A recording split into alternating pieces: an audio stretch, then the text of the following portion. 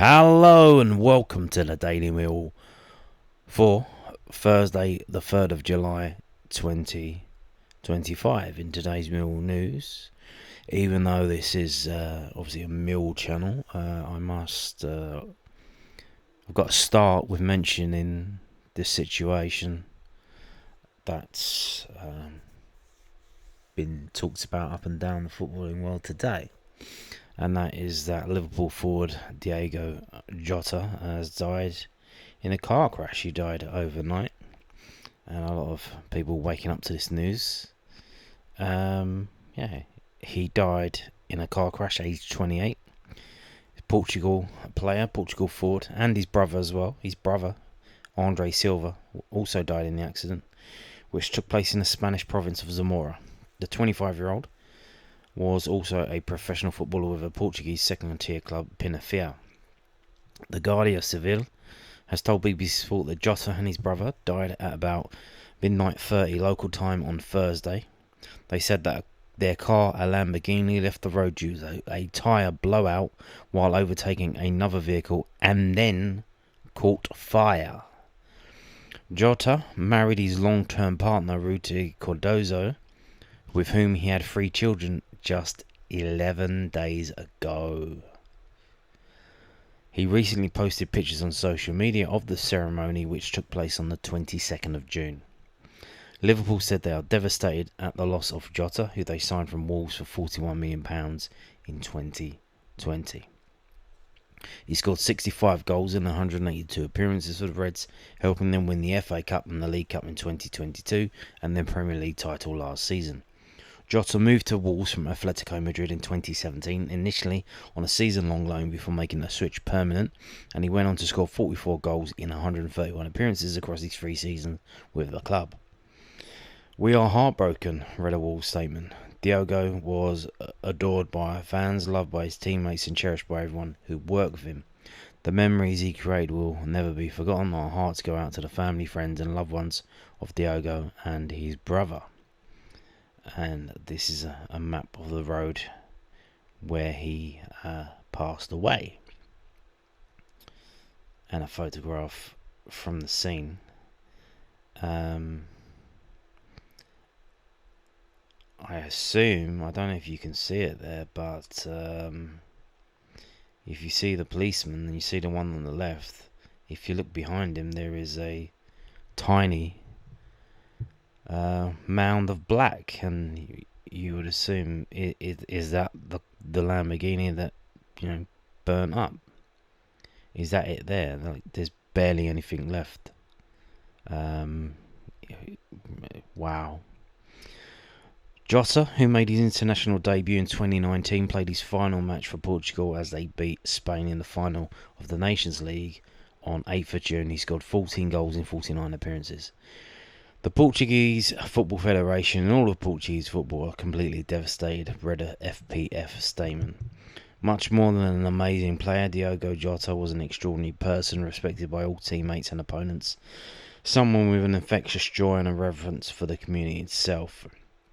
We've lost 2 champions. The passing of Diogo and Andre Silva represents irreparable losses for Portuguese football, and we will do everything to honour their legacy daily.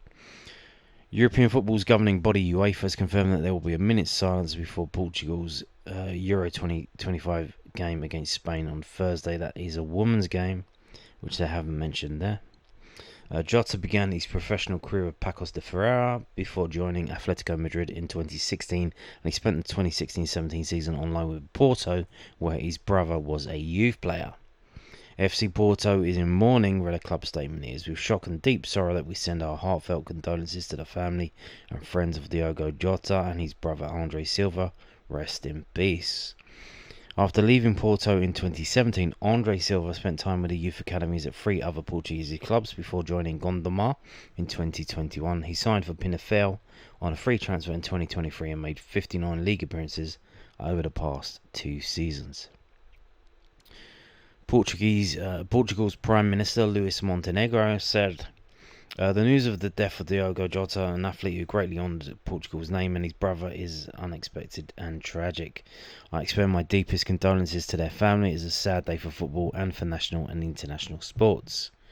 Former Chelsea and Tottenham boss Andre Villas-Boas, who is now club president of Porto, added, "This is a moment of profound dismay for the entire Porto fan base and for all Portuguese people. Two young men tragically lost their lives, two men who represented FC Porto in an exemplary manner and who will be remembered not only for their football but also for their personal and human qualities.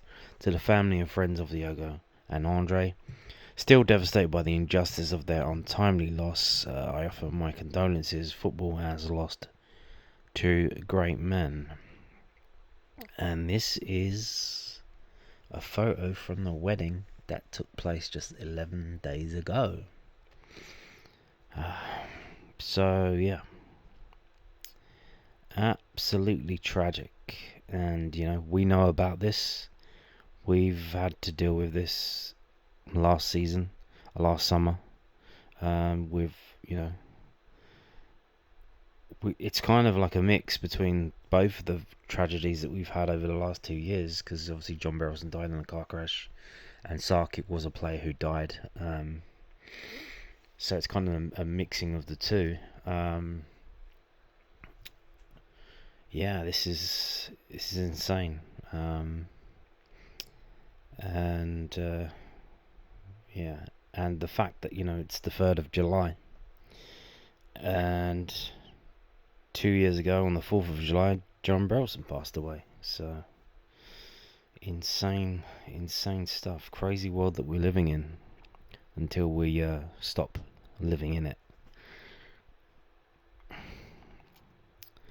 Now, gonna have to move on and start talking about Millwall now, for what it's worth. So this is from the southernnews.co.uk. Mill boss delighted to sign rare talent Josh Coburn and discuss his role in bringing striker back to the club. Alex Neil was delighted to have signed a rare talent Josh Coburn permanently and discuss his role in bringing the striker back to the club. The 22-year-old first joined Mill last summer from Middlesbrough on loan and went on to make 22 appearances in all competitions, scoring 5 goals. Coburn combined well with striker Mihajlo Ivanovic down at the business end of last season, with the Lions winning 5 out of the 7 games the duo started up front. Neil made no secret the club has decided to keep the big man at the Den permanently, and Mill announced that they had broken their transfer record to sign Coburn last Thursday, June the 26th, with the striker signing a 4-year deal. The fee could rise to £5 million, but will only happen if a significant number of clauses are met, which News then understands are largely based on promotion to the Premier League and beyond. How can you get promoted beyond the Premier League? That's kind of like the top league, no? Neil was pleased to get the deal done so early. To get him back this early is probably abnormal, Neil told News it then. Every manager wants to get everybody back before the pre-season starts. Josh, we've seen him in close quarters. He came back from an injury after being out for quite a few months. And we can see the potential that he's got and how him and Mihajlo in particular, developed a good partnership at the top end of the pitch. To get a British player, he's 22, he's 6'5", he can score goals, he can run, he can take the ball in, and he can do all sorts of bits in the game. They're very rare. There's not many of them about, so we're delighted that we could get Josh back and, more importantly, get him back in the time frame that will allow us to get pre-season together. When asked what role he had in bringing Josh back to the club, Neil said, "I think it's a collective effort, I don't deal with the money, I don't deal with the agent, so that's not anything that I'll get involved in. So I was just speaking to Josh, making him aware that we're trying to get the deal done, and players are the same, they're not really getting involved in all that sort of stuff either.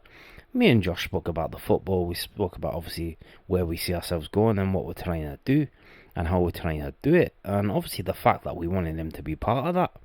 Then the rest of it was like, Stevie Gallen and obviously, Jimmy supporting us by obviously putting the money up. That was going to get the deal done. And they certainly did the hard part, if you like. My relationship with Josh, was good when he was here. It's good now that he's back as well. And we're hoping to help him develop him and his game, as well as, be a great platform for his success for both of us.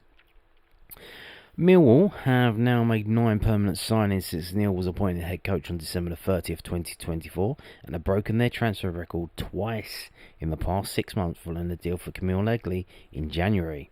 Neil feels fully supported by the club.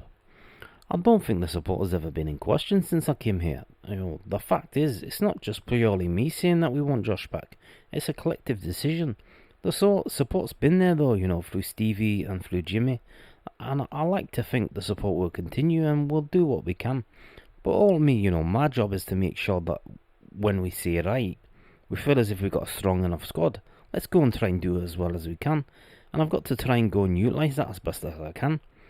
And we're doing loads more, you just got more than what you see. There's significant money being invested into the training ground and improving that, and we've got a new building for the players, we've got new facilities for the players in terms of hot and cold plunge, cryotherapy and all that sort of stuff, and the pitches have improved, so there's loads and loads. I think the stadium at the moment has went through a full revamp as well, in terms of the hospitality boxes and stuff like that as well. So Jimmy and obviously his family have given nothing but support since I've been here. Yes, indeed. Now, you may remember, you may not, but I'll jog your memory. EFL.com TV selection process. If you see it there at the top, by the 3rd of July 2025, selection shall be announced in respect of live broadcast matches to be played before the end of September. Where are they? That's not been done. Now, obviously, I think there's a reason for that, and the reason we discussed the reason for that at the start of the video. They don't exist. They haven't done it, or they haven't announced it. But somebody did. Somebody didn't get the message, and I can exclusively reveal to you. Well, not really, because I stole it off of Twitter. So yeah, this is from WFCforums.com. It's a Watford forum. So, someone on Twitter says Swansea away is at 12:30 and Millwall away on a Monday, but nothing official. Someone replies, it was announced on the official site before the page was taken down 5 minutes later, presumably due to the deaths of Diogo Jota and Andre Silva. And you can see Sky and the clubs plan to announce the TV picks with a bit of fanfare, so probably feel it is inappropriate right now and are hurriedly rewriting their articles. So, will we get this tomorrow? Maybe we will. But if we have a look, so obviously, we don't really know how many of our games have been moved or that. We do know the Watford game because it was the Watford guy who didn't get the message and he still put the message out. Maybe it was automatic. It was on a timer. He pre-planned it. I don't know, and he didn't remember to change that. But so this is the game. Apparently, Saturday the 20th of September. This is going to be at the Den. It's a home game on a Monday. When was the last time we had a home game on Monday? I have no idea. Someone's probably going to tell me it was literally like 3 weeks ago or 3 months ago, maybe, but I don't remember. So yeah, Monday night at a Den against Watford. I guess that's good for them because then that's an away game that is quite easy to get back from quite easily on a midweek.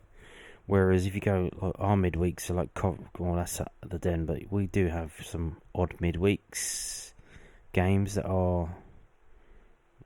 I can't find one at the moment. They're all at home. Birmingham away. Again, not the worst, but what else have we got? Derby away. That's not going to be easy to get back from, is it? Midweek, but so this game here is going to be on Monday, which would be what would that be? The 22nd. Monday the 22nd. Presumably an 8 o'clock kickoff though. So there is that, because I think the Monday nights on Sky are always on an 8 o'clock kickoff. So be aware of that. So that's at least one game that's been moved. Obviously, we don't know about any others. We may get the announcement tomorrow now because of the sad news that was announced this morning.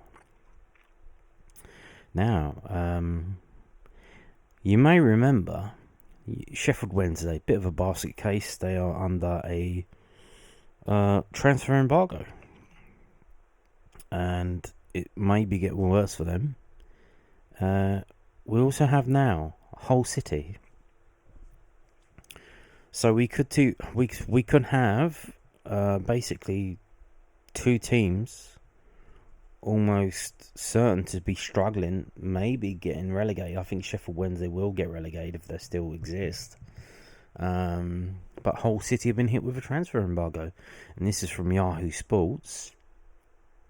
I think this is via the Telegraph, so it's the Telegraph via. Oh yes, you can barely see it there. It's so tiny. John Percy, because he's at the Telegraph.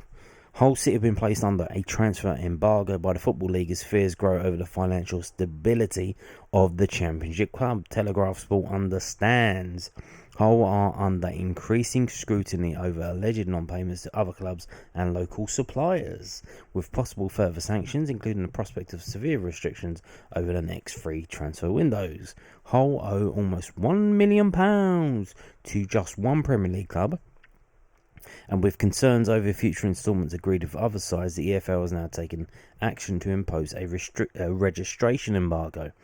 This ban means that Hull will not be permitted to register new players without the consent of the EFL, while they will only be allowed to sign free agents or signings that do not involve any fees. Hull are in talks with the EFL over their long-term financial situation, with the prospect of further action this month. While Akun Ilikali, Hull's Turkish owner, has pumped huge amounts of money into the club since his takeover 3 years ago, there are alarm bells ringing over cash flow and various financial issues. Earlier this week, a deal to sign Aston Villa striker Louis Barry collapsed after a breakdown in negotiations with the players' representatives. Hull are under pressure to deliver certain financial information, and the EFL could veto any transfer deals until they are satisfied with funding for future seasons. A range of sanctions could be possible, including a transfer ban or the club being placed under a strict business plan. If Hull also exceed the 30-day rule for late payments, they could be subjected to the free window transfer restriction that has been imposed on Sheffield Wednesday. So yeah, Sheffield Wednesday, they just didn't pay their players. They paid them late. Because the guy has his money overseas, and he literally just transfers it in when he needs to pay the players, and you can't do that. So obviously, when you're moving vast sums of money around the world, there's kind of a delay sometimes. Ilikali told supporters of Fans Forum earlier this week, "We don't have financial problems. It's true we are spending too much money.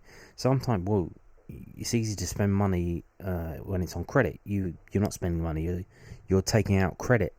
You're owing people money and you haven't paid them back. Sometimes you can have little technical problems. The club has loans, but those loans are to me.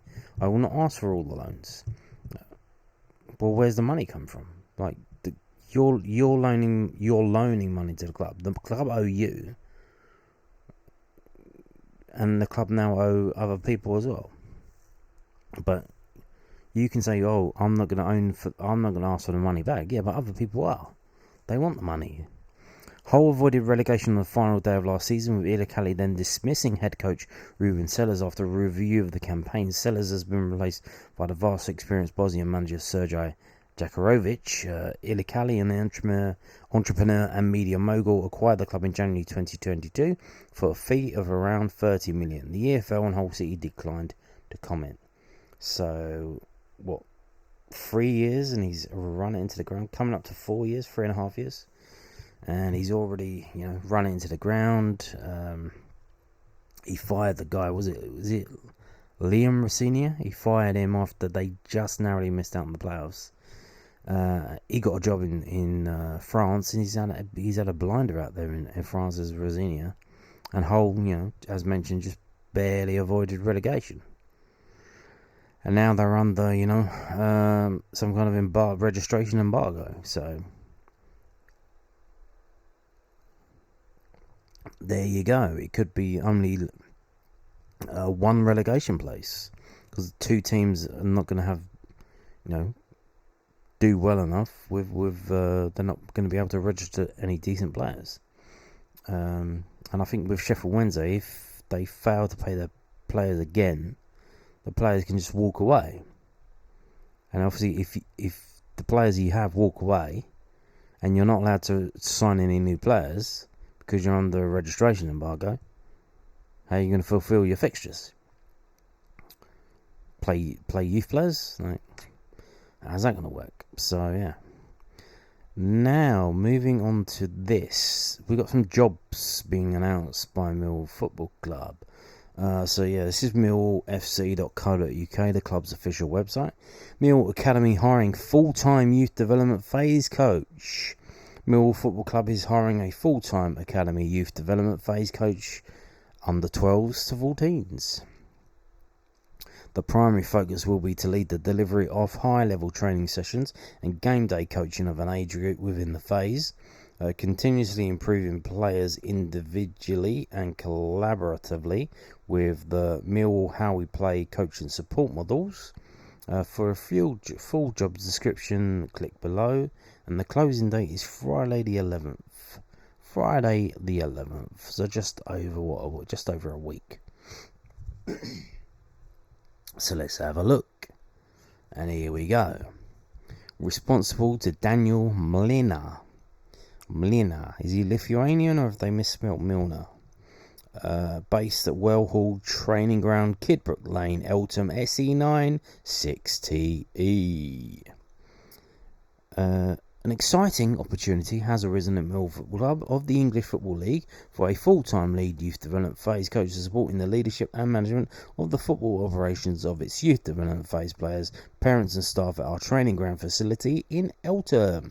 The primary focus will be to lead the delivery of high-level training sessions and game day coaching of an age group within the phase, continuously improving players individually and collaboratively with the Millwall How We Play coaching support models. Although assigned to an age group, the successful candidate will also support lead in the development of the other academy youth development phase teams and be responsible for the successful transition of players into our upper youth development age groups 15s to 16s.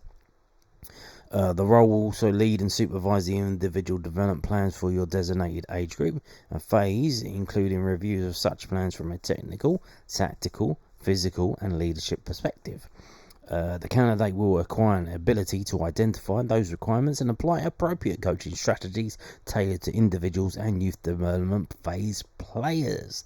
The lead phase coach will also need to work collaboratively with all key stakeholders to maintain positive relationships with players, technical staff, parents, guardians, whilst liaising with the recruitment department for the selection of players in line with club profiles. The successful candidate shall also display attributes that align with the values of the academy. Attitude, selfless, respect, integrity, respect, excellence. Why is respect there twice? I think they fucked this up. I think it's supposed to spell out aspire, as in aspire to greatness, don't we all? But it's like ASPIRE, but they've gone ASRIRE, Asriri. So what would the P be then? Pride? Well, pride comes before a fall, and that means something else these days, doesn't it? Pride. Punctual? Punctual? Could be punctual, I don't know.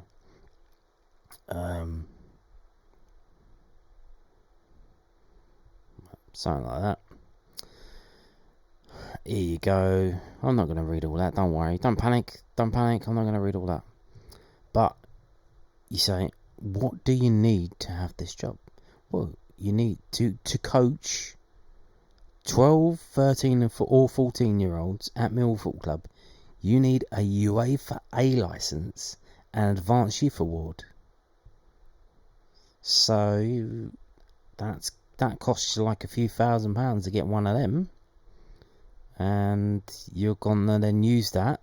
You're not going to use it to go, be a coach at a men's team or something like that. No, you're going to go and teach 12-year-olds. Experience in coaching academy footballers.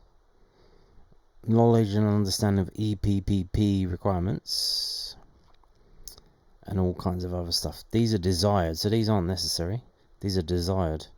Driver's license. Previous experience in leading and managing staff. Previous experience and knowledge of the recruitment process, ECAS. No idea what that is. And if you want to apply, you have to go to the EFL.com website, iRecruit. So, I don't know if this is new. Obviously, finally, someone's realised, there's a lot of jobs in football.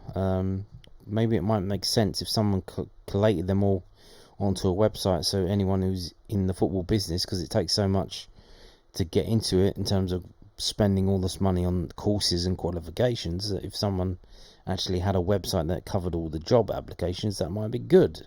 And you would imagine the EFL would probably something they should be doing, and they have done that. They have the irecruit.efl.com, and that's where a lot of jobs in football get advertised. So yeah, there you go. But that's not it. They've also got this. If you have the gift of the gab, Mill seeking stadium tour guide. Hello. Millwall Football Club is hiring a stadium tour guide. The role holder will host and guide a small audience, delivering a first-class experience showcasing the club's stadium and history. A successful candidate should understand the history and culture surrounding Millwall Football Club and have a passion for football. As part of your role, you will not only be ambassador for the club, but you will also be welcoming visitors and the fans from around the world to the Den and provide them with a unique and unforgettable experience. Well, hopefully a positive, unique and unforgettable experience. For a full job description, click below. And this one is closing in 2 weeks' time, on Friday the 18th. So here we go. You're responsible to the group bookings and stadium tour coordinator. You're getting 50 quid. 50 quid a go. I believe they only last for like an hour, maybe an hour and a half. So you're getting that's a fair old whack. And once you get your patter down, once you've done the first couple, you know what you're saying. You just got to repeat it. So you just got to learn the first. You got to learn a pattern and a play of things to say. 50 quid a pop. So yeah, this is for match days as well. Some midweeks. Did they give you a ticket to get in or what? I'd say throw in a season ticket and let's go. Let's get it done. Come on. Your role will be host and guide a small audience, delivering a first-class experience showcasing the club's stadium and history. Successful candidates should understand the history and culture surrounding Millwall Football Club. We've just read most of that. Candidates will be able to absorb, understand and apply large amounts of complex information and have the ability to relay such knowledge confidently to a wide age range of supporters and overseas visitors whilst controlling and managing groups of people. Don't want them wandering off. Do not wander off. Please stick with the main group. Follow the man with the umbrella in the hair. The main responsibilities will be to guide visitors around the stadium at the same time as delivering a fun and informative tour, which offers commentary, interesting facts and information about Millwall past and present, at the same time as utilising a preset script. They give you a script. You don't even have to come up with the script. 50 quid a pop, and they do it for ya. A good memory for facts and figures is a must for the successful candidate, as well as having an outstanding knowledge about the club and its history. You will have good communicational skills. Is that a word? I thought it was shouldn't it be communication skills, not communicational skills? I don't know. Be confident and able to hold a good rapport with visitors. If you excel in customer service, are a natural communicator, good at public speaking, and are interested in football and passionate about the city and Millwall, then this could be the ideal job for you. The appointed the appointed stadium tour guides will need to be available for our home games and also some midweek tour days. So there you go. And basically, you don't need any qualifications. You just need to be a rap on tour. You need to have the gift of the gab, the pitter-patter. Pitter-patter, pitter-patter. So there you go. Why not?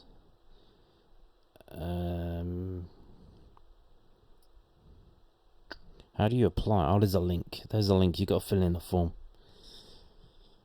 Due to the quantity of applicants expected, only those shortlisted will be notified. So there you go. Do you know someone you're interested? I mean, they should give you a ticket or something like that. Like your staff, like maybe you just put on a gilet, and you can pretend to be a steward whilst just standing there watching the game. So there you go. Is that for you? Is that for someone you know? Why not? Stadium tour guide. Now, I want to mention this from victorpublishing.co.uk.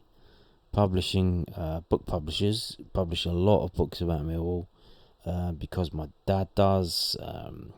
The Who's Who of Millwall, which is, I think they've just got more copies in. So if you missed out on that, they do have more copies in, but they got a new book out. 1985, remember that?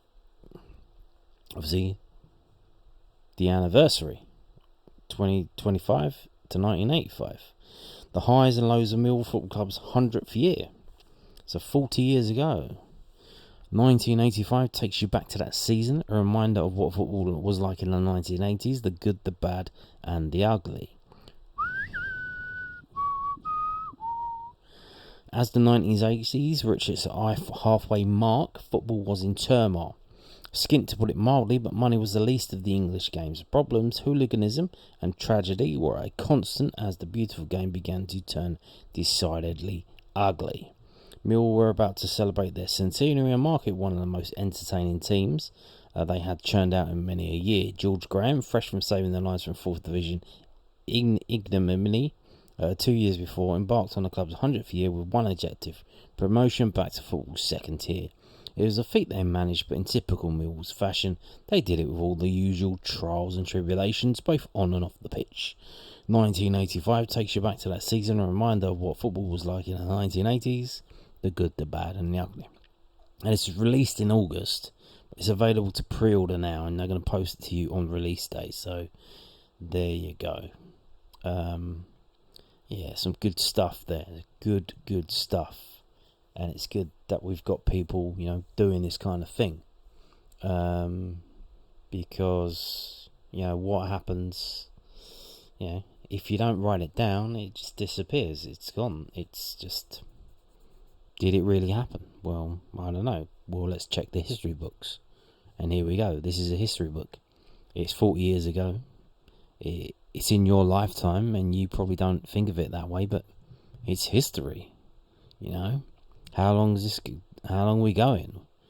It was 100th year in 1985. It's 140th year in 2025. Is it going to be, 240 years in 2125? If it is, they're going to need history books to read, and this is one of them coming up. So that's victorpublishing.co.uk, and check it out. And at the end of the video, we are just going to mention the latest transfer done deals from bbc.co.uk for July 2025 so far. Today, Birmingham have signed Damari Gray. He's gone back there from Al Ettifaq. Very weird decision for him to go off to. Are they Saudi? But yeah, that was a very weird one that he did that. But I think he was just getting the money, wasn't he? And then decided to come back to Birmingham. We've got in terms of championship deals, we've got Jack Bray signing for West Brom from Harrogate. Birmingham loaning in Tommy Doyle from Wolves.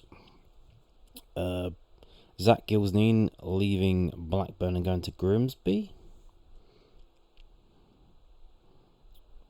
What else have we got? Obviously the Tanto Alafi deal that we mentioned the other day, where the percentage had to get reduced for Millwall for the deal to go through, and he's officially joined Charlton from Stockport. Going back to the 1st of July, we have Sunderland. Oh no, they've been promoted, haven't they? Yeah, they're Premier League now. Birmingham. Birmingham's signing a lot right now, aren't they? They've signed James Beadle. Beadle's about from Brighton. Danny Bath has left Blackburn and gone to Derby. So we've got Brian de Kiersmacher has gone from Heracles to Oxford. Coventry have signed Kane Kessler-Hayden from Aston Villa. Derby have signed Richard O'Donnell from Blackpool.